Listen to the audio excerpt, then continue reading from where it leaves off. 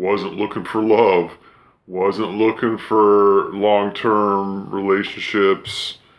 Dating confessions. This is about the truth. What are men and women's dating strategies? What is their experience? What upsets them? What makes them tick? People don't talk about it, but we will. And in the process, we're going to learn a lot. It's really important to understand what the other side of the fence is thinking, to maybe learn from, but also learn to be aware. So, dating confessions.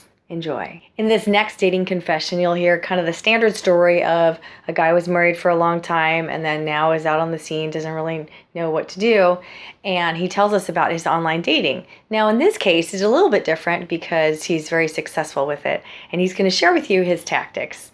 And there's a lot of gold here because, fellas, I think you'll learn from him, and ladies, it's good for you to listen to know what's happening here. So he's talking to us about his short-term interaction.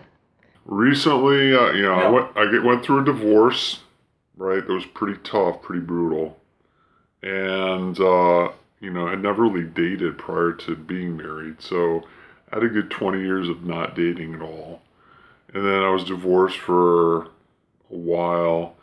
My girlfriend, after my divorce, dumped me, basically. And then I had a friend who got me an online dating sort of certificate or a coupon or something, right? So I activated that thing, went up there and signed up. So what was I doing? Well, I think, what was I going for? I didn't really, I guess it was just me being reckless. I mean, I was just out there for whatever I could find. Like, wasn't looking for love, wasn't looking for long-term relationships, wasn't looking for, really didn't really know what I was looking for. I was just out there to get as much as I could. Right? Whatever that ended up being. Didn't care. Right? So, yeah, it was a lot of fun. Well, first you just start, you need some queries. So you start off, creating your query, right? The scope. Because there's too many people, right? You don't want fat chicks. You know what I mean? The tricky thing is the age thing. So, like, I had a couple queries because I think they can see your query. And at some point somebody messaged me basically called me a pervert for like having a query for girls that were too young, right? So you have to have separate queries. So I had separate queries, and I would, you'd look at age. So it depends on what I was going for, because there was a point in time where I was looking for, younger women. But then the tried and true is, late 30s, divorced with a couple kids, right? Recently divorced. Those were the best. I mean, by best, I mean, best my chances, right? Better my chances. 'Cause, they've gone through a tough time, right? Obviously with the divorce, and that's something I could identify with. And so, I guess in looking at them, I'm looking for women that are not desperate, but kind of desperate, right? That haven't been loved in a while.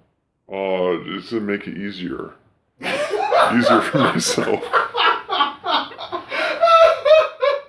Yeah. So, and there's a lot of, So lambs. You're looking for lambs because it's easy. No, lambs are naive women that kill. No, well, when I think about that, like I think about people that with no experience, don't know any better. Some of these women were not lambs, right? They were not inexperienced. They knew exactly what they wanted. A couple of them. But some of them were you could tell were just lonely and kind of desperate, and so. Bingo!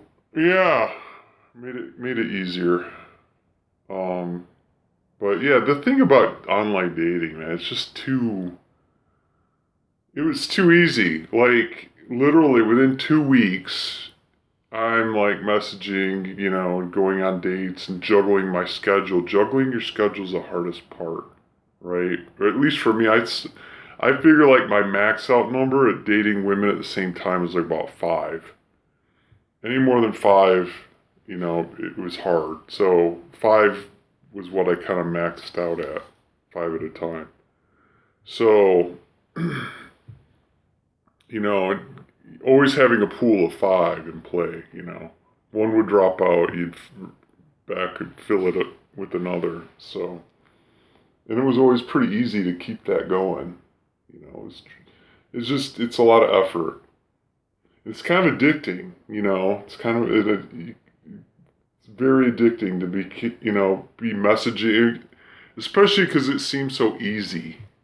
That was the thing. It seems so easy to go online and start messaging somebody that you thought was cute and like without, at least for me, without a lot of effort to get them, to go out with me, and then once they go out with me, and then it was, you know, all downhill from there. It was easy. The whole thing was easy. All right, so mystery person, can you tell us if online dating was around like in the early 90s and the early late 80s, I would have died of AIDS, I'm sure of it.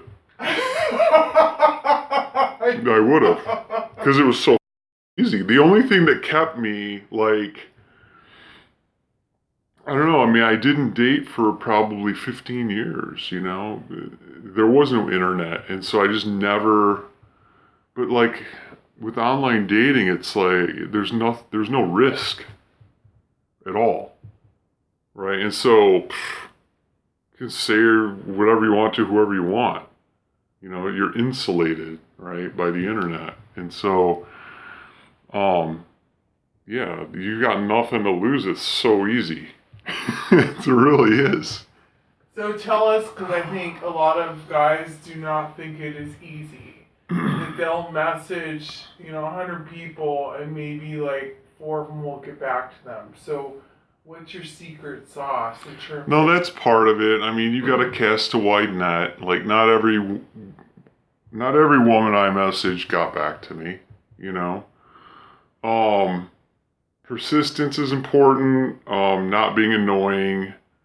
I'd have to give that some more thought about, like, I don't remember, like, what I would say, but you always, I guess, the goal should always be to get them to be curious, right? And to be curious about them.